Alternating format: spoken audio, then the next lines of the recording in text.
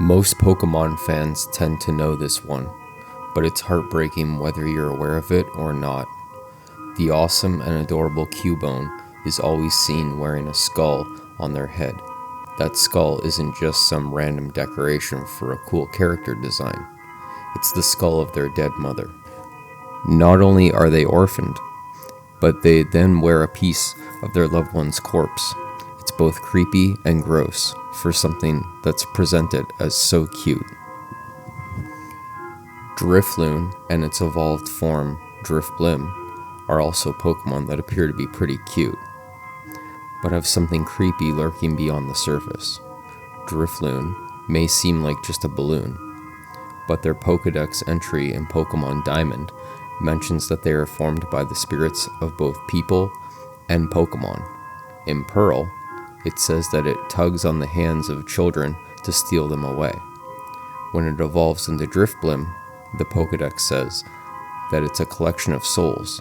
According to this, Drifloon snatches up children and their Pokemon until it has enough of them to evolve. Does it eat them to absorb their souls? Apparently, that is the case. Hypno isn't just able to hypnotize other Pokemon, but he's able to hypnotize people. That's not that dark, until he starts hypnotizing little kids and luring them away. Considering that Hypno and Drowsy feed off of dreams, Hypno likely has abducted children to eat their dreams. When those kids don't return, they're probably dead. If dream eating hurts, then those kids were also tortured. It's anyone's guess as to why the developers thought this was a necessary detail. In Pokemon Colosseum, Team Cypher creates shadow Pokemon by forcing them to undergo an experimental process that removes their will and turns them into an empty shell. This diabolical team takes innocent, sentient Pokemon and puts them through torture and abuse them so that they can control every move they make. They basically Poke-lobotomize these poor creatures.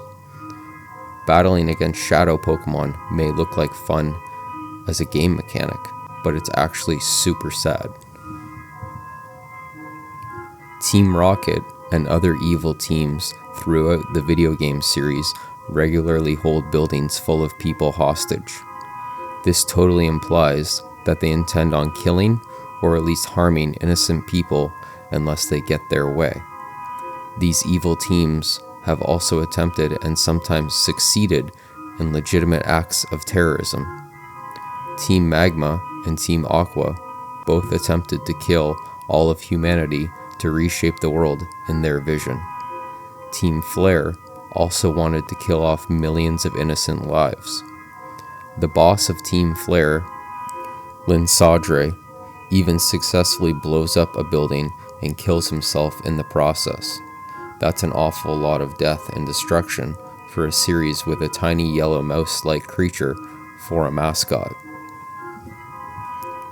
Pokemon are advertised to be people's new adorable best friends.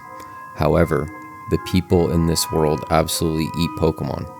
Sure, we eat the animals in our world too, and it's not much different.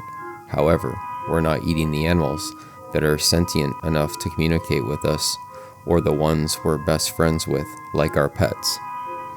It's been shown numerous times that Magikarp are regularly chopped up and eaten. It's also said that Slowpoke tails are a delicacy and often sought after for an especially delicious meal. For all this bonding that people do with their Pokemon, it's pretty morbid that they're also eating them, especially when the anime, manga, and games have shown that real animals do exist to an extent. Every kid has a favorite toy they outgrew at some point. Now imagine if that toy came to life. Fueled by its hatred after being cast off to haunt you, that's Banette, an abandoned doll-turned Pokemon with a serious grudge, sort of a cross between Annabelle and a voodoo doll. It generates energy for laying strong curses by sticking pins into its own body. Its mouth is zipped up to keep all that cursed energy from escaping. Gengar, the first generation Ghost Pokemon, set the standard for disturbing content in developer Game Freak's games. While some fans have theorized that Gengar are just dead Clefables, and there's more to this theory than just the two Pokemon's similar body shapes, the in-game Pokedex entry for Gengar is disturbing in and of itself. Gengar poses as your shadow, then curses you and steals your life. In Pokemon Sun's Pokedex entry, which feels like it may have been written by a Gengar itself, should you feel yourself attacked by a sudden chill, it is evidence of an approaching Gengar. There is no escaping it. Give up. Malamar is what Hypno wishes it could be. Its shtick is that it has incredibly strong hypnotic powers, so much so that Pokemon Shield's Pokedex entry states Malamar has mind-controlled its victims and played a role in history-changing events. Malamar is essentially an upside-down squid, which is pretty clever. The only way you can get this Pokemon is to evolve Inkay while holding your Nintendo 3DS or Switch upside down. Once you start thinking about this from a meta perspective, though it gets creepier, Malamar essentially mind-controlled you, the player, to get you to turn your handheld upside down to evolve it is something you don't have to do for any other Pokemon. Sliggoo is a snail-like dragon type with a goofy grin. Its design isn't what makes it scary though.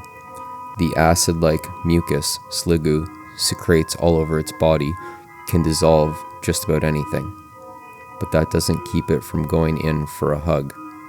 According to its Pokedex entry in Pokemon Sun, it has trouble drawing a line in between friends and food. It will calmly try to melt and eat even those it gets along well with. The lump on its back holds its tiny brain and other organs, which could offer one explanation. In the first season of the anime, a banned episode showcased Ash being held at gunpoint twice. Arceus, the god of Pokemon, can destroy the entire world because he feels like it. This was shown in the movie Arceus, the Jewel of Life. Vanillite and its evolution family have been a bit controversial since they were first released. The so-called Gen 1ers, who believe that Pokemon designs have been going steadily downhill since the original 151, tend to rally around you and your kind, as Trubbish and Garbodor are just literal sacks of rubbish, so Vanillite and Vanillish and Vanillux are just sentient ice creams with faces. They're not big on creativity, you might say. Some believe, however, that this Mon is not the ice cream it appears to be. Those faces are just decoys, intended to look innocent and conceal the true body of the Pokemon. The truth of the whole thing is unclear, but it's a very interesting concept. We have seen similar designs with Pokemon like Wobbuffet. For as much as Pokemon is a deceptively dark series, there are certain things that just won't fly. You're hardly going to have super realistic battles with limbs flying around and Mortal Kombat style fatalities, are you?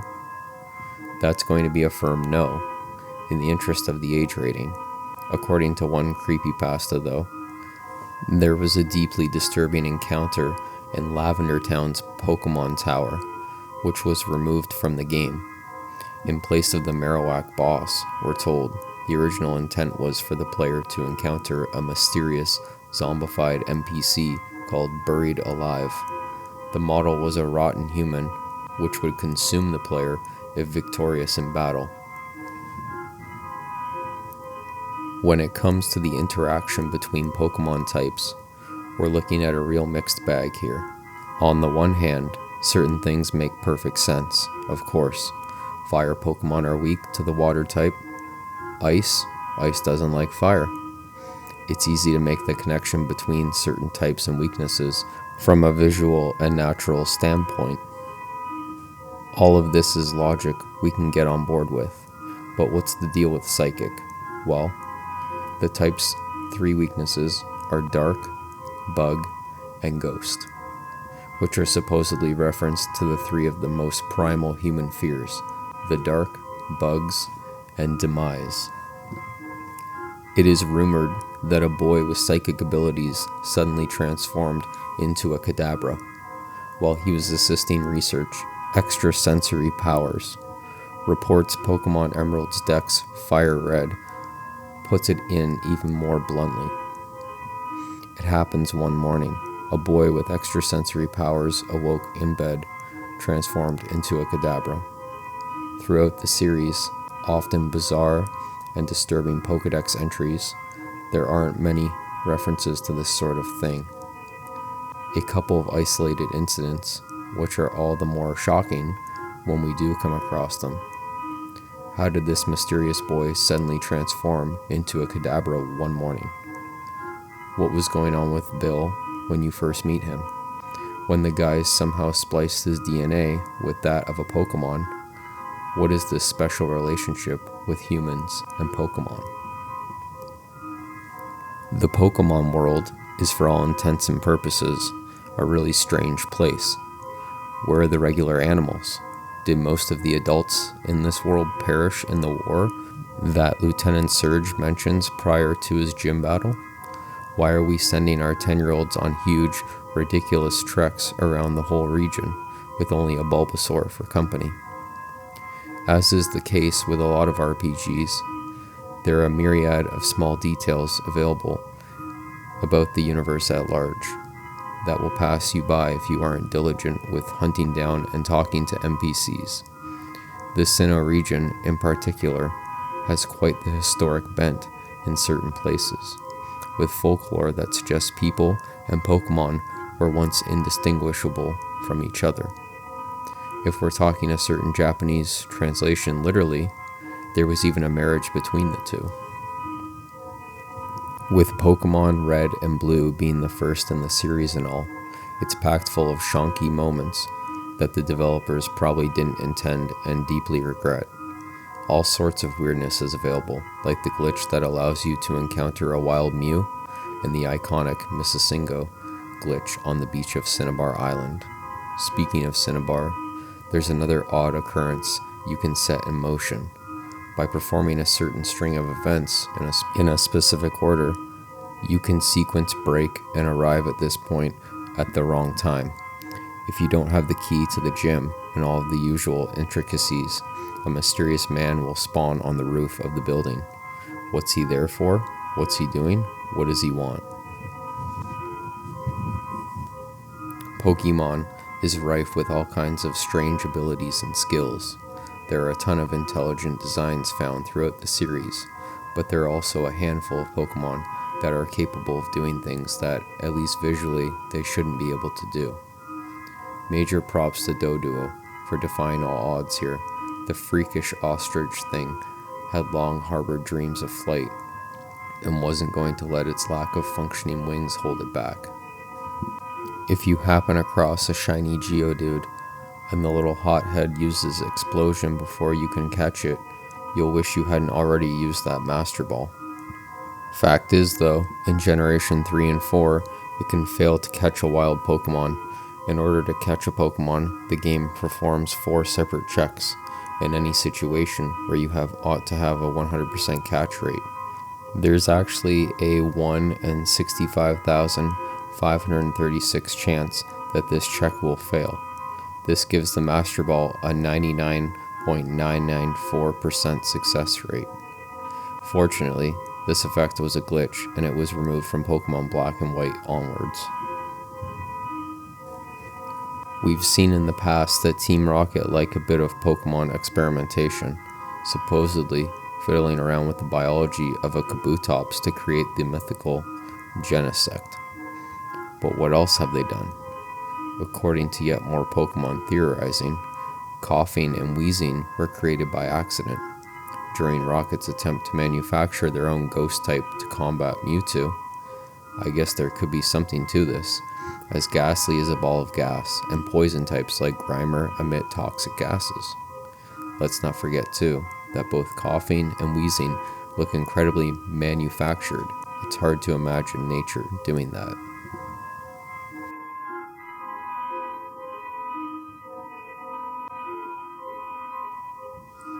Phantos haunt Mario's dreams. Super Mario Bros. 2 is quite the outlier in the Super Mario Bros. Franchise, featuring 4 playable characters and the introduction of many enemies that vary greatly from the original NES game, including Shy Guys and Bob-ombs. One of the more memorable and frightening enemies from this title was the Phantom Mask, which appear when players gather a key. Once the key has been taken, Phantos chase players to the end of the level, making similar unpredictable movements as the Angry Sun from Super Mario Bros. 3. It can be quite a terrifying race to the finish line once players grab the key near a Phantom Mask. What's even scarier is how the Phantom Mask cannot be defeated by players, making it a constant threat.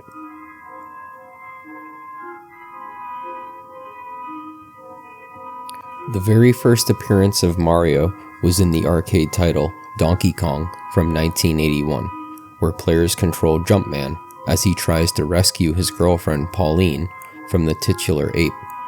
Though Mario appears to be the hero in the story, the game's sequel in 1982 tells a different side. Donkey Kong Jr. finds Mario as the villain, having captured Donkey Kong. In this game, players now control Donkey Kong's son, the titular Donkey Kong Jr., while Mario assumes DK's role from the last game as the keeper of the caged animal. It's a much more disturbing depiction of Mario compared to other games, making him a much less sympathetic character than in future iterations. There are many disturbing moments in the Nintendo Wii title Super Paper Mario, which is one of the darkest and most intricate storylines for any Mario game.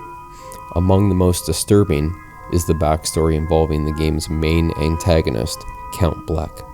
Particularly, it involves a forbidden love story between him and Tippy, Paper Mario's main pixel sidekick. After losing Tippy because of his demanding father, Count Bleck, formerly Blumiere, decides to use the power of the Dark Prognosticus to destroy every dimension. It also appears that Bleck sacrifices himself and Tippy to do prevention, the destruction of the universe, and the end of the game, after having a change of heart. However, Bleck seems to get his happy ending. Super Mario Sunshine was a significant entry in the series for introducing fans to Bowser Jr., the petulant son of Mario's nemesis. Since then, the character has appeared all over the Mario franchise, even becoming playable in Super Smash Bros. 4. However, his involvement in the story of Sunshine is quite odd. Disguising himself as Shadow Mario, Bowser Jr. kidnaps Princess Peach, continuously calling her his mama. Apparently, Bowser has convinced his son that Peach is in his mother, which begs many questions about Bowser's parenting decisions. In an ending scene, Bowser admits he lied to his son, who claims he knew the truth anyway.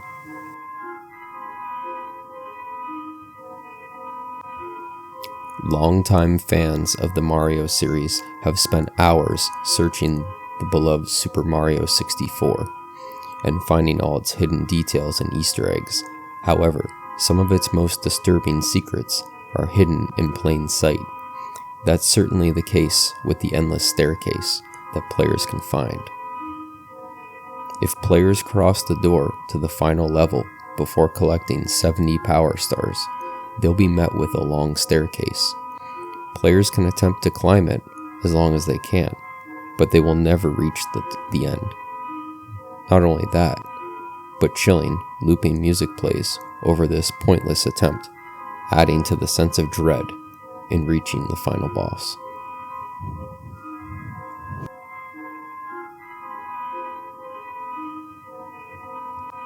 Super Mario 3D Land for the Nintendo 3DS features the Mario series' classic playful tone. However, the game also consists of the franchise's typical ghost house levels, placing Mario in spooky mansions haunted by boos. Eagle-eyed fans will be able to spot this creepy Easter egg. Once players reach the flagpole at the end of World 4-4, make Mario stand on the fence wall behind it. After waiting a few seconds, a ghostly figure will appear and then slowly fade away. The appearance of this ghost has led to many fan theories about what it is, and if its placement in the game was intentional or not. The Mario and Luigi series places the video game world's favorite siblings in a turn-based RPG format. The tone of this series differs drastically from the mainline games, often bordering on absurd or nightmarish. One entry in the series, however, foregoes that tone for something a lot more disgusting. In the story of Mario and Luigi, Bowser's Inside Story, the plumbing duo are sucked inside Bowser's innards. They spend the majority of the game navigating Bowser's organs and defeating the enemies inside. Along the way, Mario and Luigi also help Bowser deal with several medical issues, which is definitely above their pay grade. Luigi's Mansion is one of the most disturbing games in the Mario series, as it puts Mario's frightened brother Luigi at odds with ghosts that he must catch. In his adventure through the mansion to find Mario, Luigi comes across many boss characters who represent members of the family who once lived in that house. One of the earliest boss characters is Chauncey, a ghost baby. Fans of Luigi's Mansion are probably very familiar with Chauncey's creepiness, throwing tantrums and crying loudly during the battle. However, Chauncey's existence begs a very tragic question: what happened to this baby? Super Mario Odyssey finds Mario traveling to different kingdoms that resemble real-world locations, such as Mexico, New York City, and Alaska. One kingdom, the Ruined Kingdom, takes inspiration from medieval England. However, this kingdom's glory has been lost to war, providing a dark backdrop for this pit stop on Mario's journey. The Ruined Kingdom also features quite a memorable boss battle in the Lord of Lightning, a giant, hyper-realistic dragon whom Mario must fight. For a series as cartoonish and whimsical as Mario, this dragon stands out as one of the most horrifying and fearsome creatures that players ever have to battle. The endless staircase isn't the only disturbing moment in Super Mario 64. What fans of the game might find more memorable is the frights from Big Boo's Haunt. This haunted house themed level predates the horrors of Luigi's Mansion and features many enemies that have imprinted themselves into the minds of 90s kids. One of these enemies is the Mad Piano, who appears in one of the rooms of Big Boo's Haunt. While it seems like an ordinary grand piano, it reveals its true self when Mario comes near it.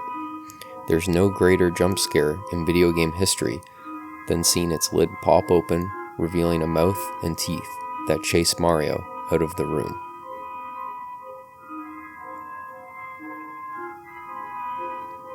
Technically, this disturbing moment does not officially appear in Luigi's Mansion.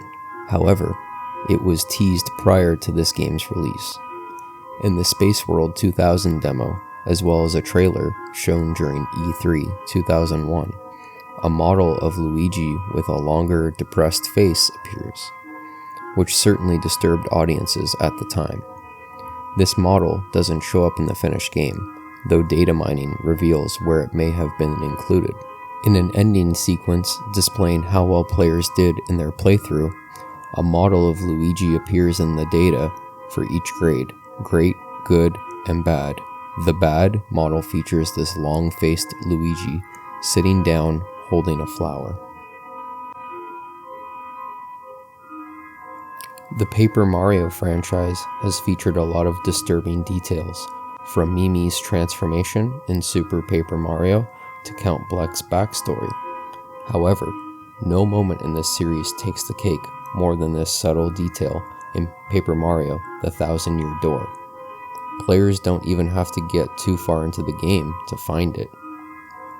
In the opening town, Rogueport, players can notice Gallows prominently featured in the center of town. Thankfully, the game doesn't go so far as to show this hangman's noose being used. However, it certainly seems to imply a dark and disturbing history for Rogueport that, so far, has been untold in the Paper Mario series.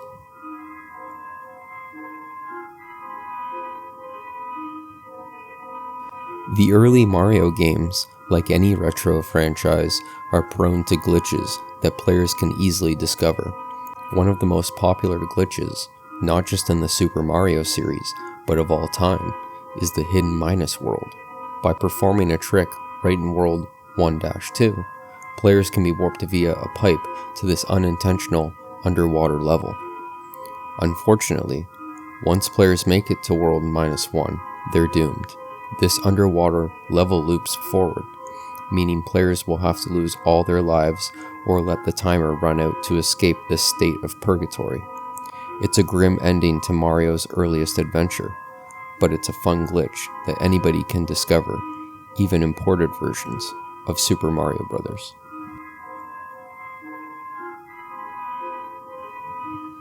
Tingle is like a walking fever dream. Everything about him seems a little bit off. His eccentric demeanor, tight-fitting clothes, and made-up language are enough to unsettle any passerby. Tingle seems like the kind of person you would see on an episode of To Catch a Predator. Perhaps that's why we're so creeped out that he sells maps. Hopefully, these hand-drawn guides don't secretly lead to his house. Although, there are some out there that would welcome a visit from the rosy-cheeked cartographer. Some countries think Tingle is hilarious, often poking at his eccentric nature and wacky style. Japan, for example, shares a special adoration for this freaky, frog-like man. Here in the United States, he's often viewed as a creeper. To be fair, if Germany can lust over Hasselhoff, why can't Japan get tingly for Tingle? If you're a fan of time travel, you've probably stumbled across the butterfly effect theory once or twice. Without getting into too much nerdy detail, the basic gist suggests that doing anything different than the original intention in the past can have disastrous effects on the future. Depending on what you believe, it's possible that certain consequences can spawn alternate timelines. Those of you that read Hyrule Historia may recall seeing a chart which explained what time period some of the Legend of Zelda titles were staged in. What's unsettling is that some of the games you'll play actually exist in timelines in which Link failed to triumph over his enemies. Not exactly jarringly creepy, but depressing to know that there are some instances in which good doesn't defeat evil.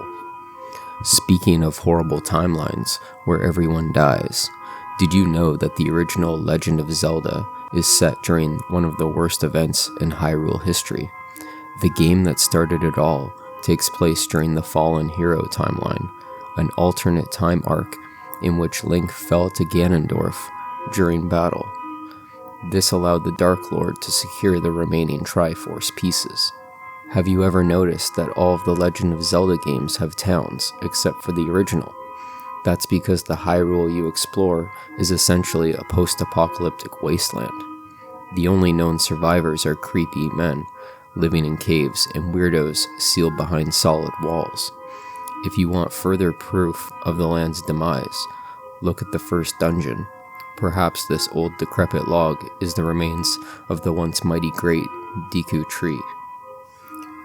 Link is the sworn protector of the land of Hyrule. He is a brave soul that works tirelessly to keep Princess Zelda safe from harm.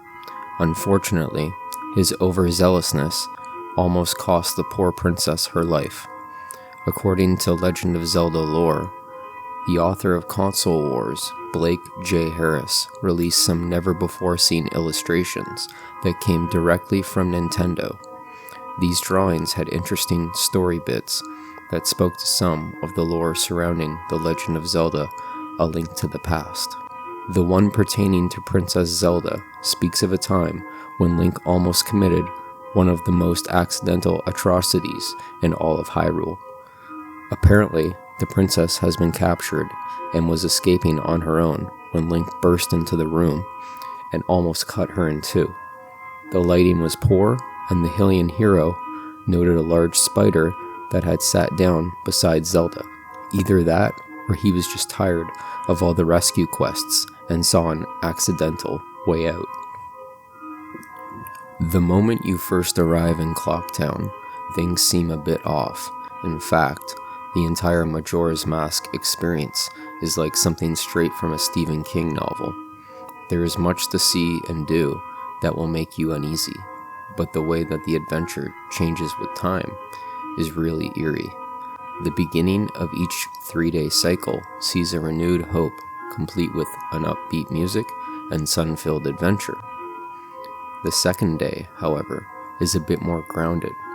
Things are slightly darker than before, and there seems to be a general sense of dread wafting through the air. By the third day, the shining disposition is replaced with panic and tense music. Even the citizens of Clocktown, who once laughed at the idea of the moon falling from the sky, seem frozen in fear and regret. Say what you want about Ocarina of Time versus Majora's Mask, but the latter definitely had a compelling story. There are a lot of disturbing Legend of Zelda elements that seem harmless at first glance. How many times have you cleaved through a Stalfos without so much as a thought? Sure, from the outside, they look just like any other cookie-cutter RPG skeleton knight. But have you ever stopped to think about where Stalfos come from? They're reanimated skeletons, and those bones didn't randomly appear out of thin air. Each time Link cracks a Stalfos skull or slices its spine in two, he's desecrating human remains. It's easy to forget that these enemies were once people. They could have been anyone, happily roaming the fields of Hyrule before succumbing to a terrible fate. Most of them were probably cut down during times of war.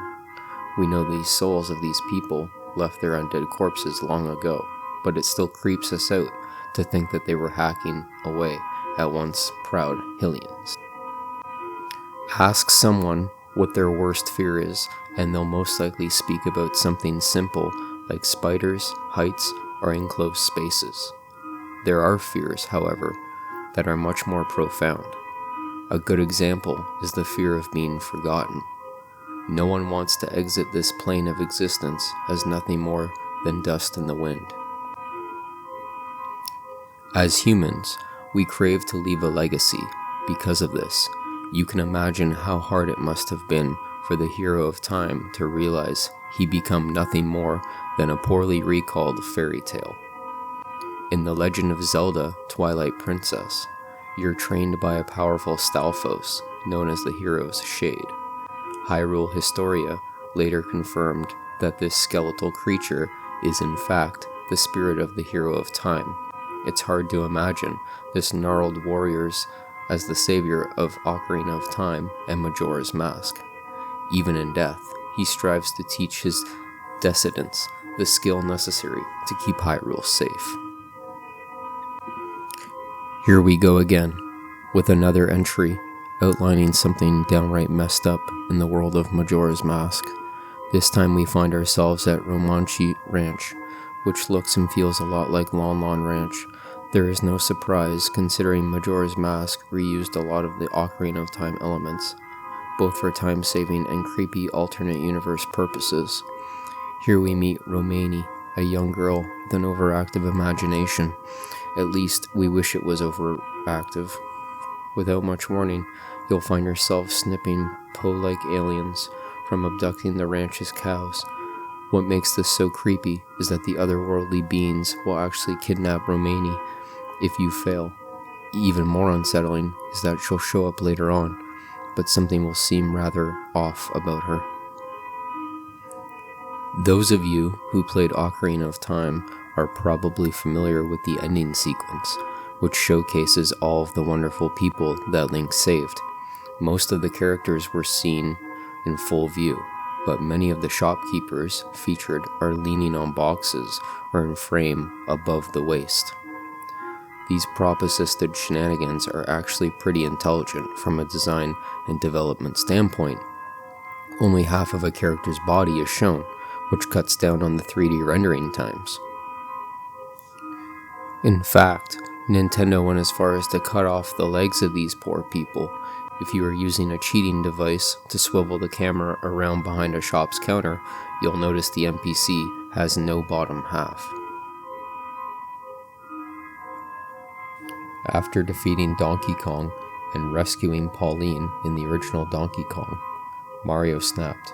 That's the only explanation for his behavior in the follow-up, Donkey Kong Jr., as he's locked up his adversary in a cage, forcing his son, Donkey Kong Jr., to attempt to rescue him.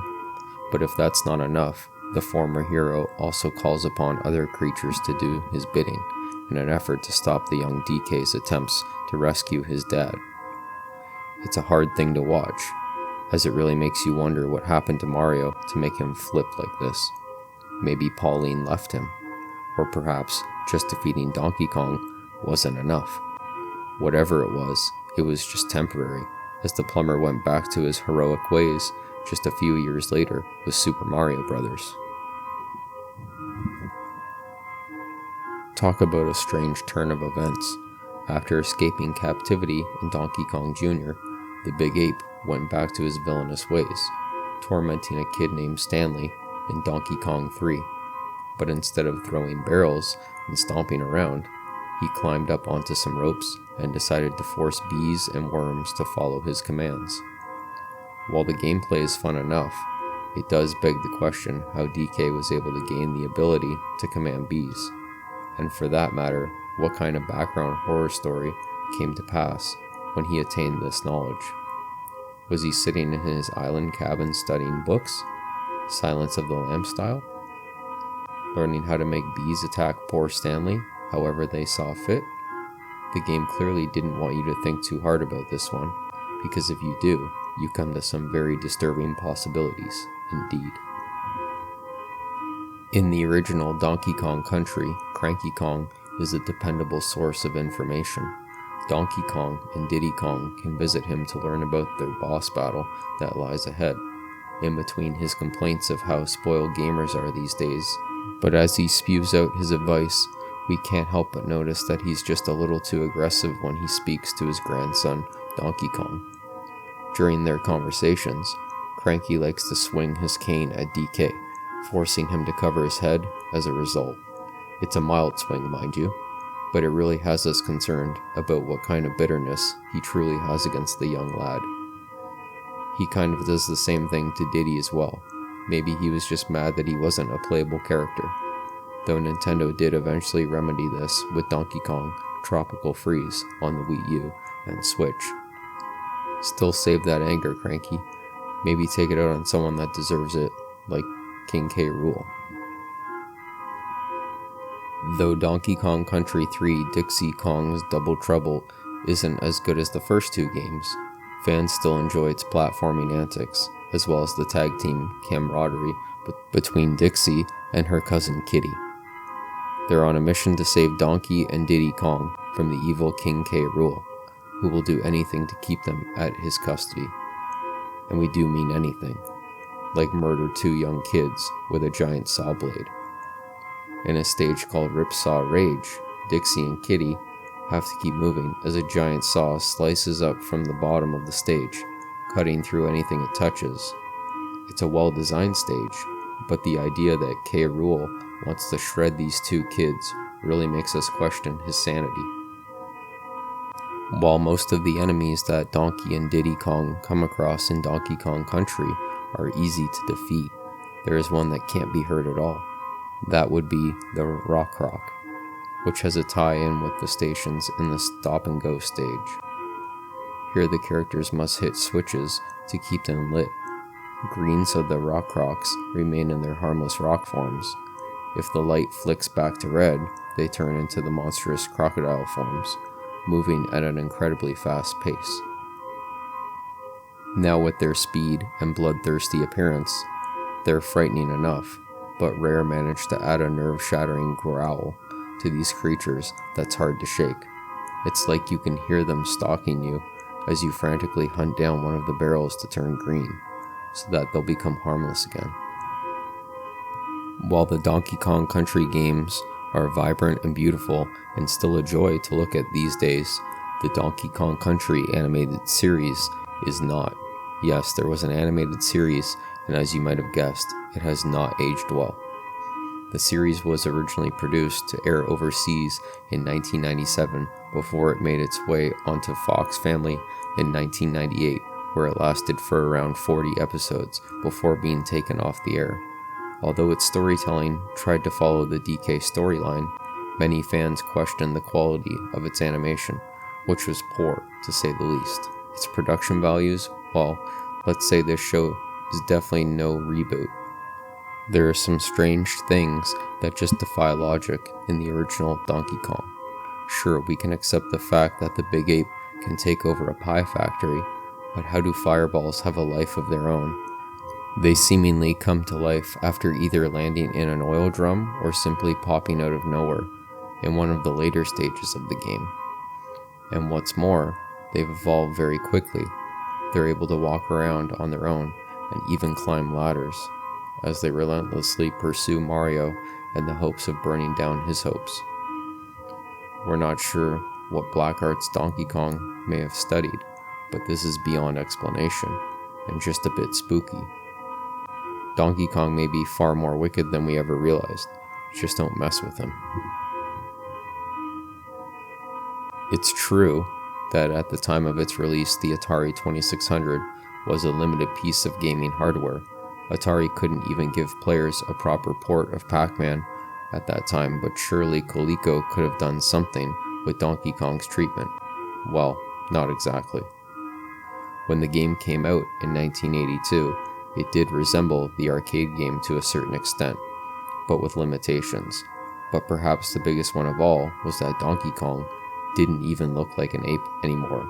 In fact, he kind of looked like Chewbacca more than Donkey Kong, or perhaps even a brownish cookie monster, or maybe even a gingerbread man that was on a rampage, mainly because he didn't have any fingers or toes.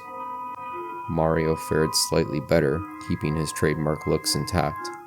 He did seem to develop a bit of a weight problem, with a slightly larger belly, so a bigger Mario, but still recognizable nevertheless. Donkey Kong 64 is filled with all kinds of exploratory moments in which you can find some great secrets, but you'll also run into some real menaces, including Croc. You may recall seeing this off-screen character in Donkey Kong Country 3, where he attempts to shoot characters with a cursor and fireballs. Well, he returns in the N64 sequel, and with a much more terrifying approach. As your character enters the Angry Aztec stage and snags the golden banana with Donkey Kong, the cursor appears once again with Croc on the hunt, only this time he has something to tell you. Get out. Croc eventually shows up in Creepy Castle's greenhouse, if you can make it that far, but the effect he leaves in the earlier portion of the game is definitely hard to shake. Remember, players, just get out.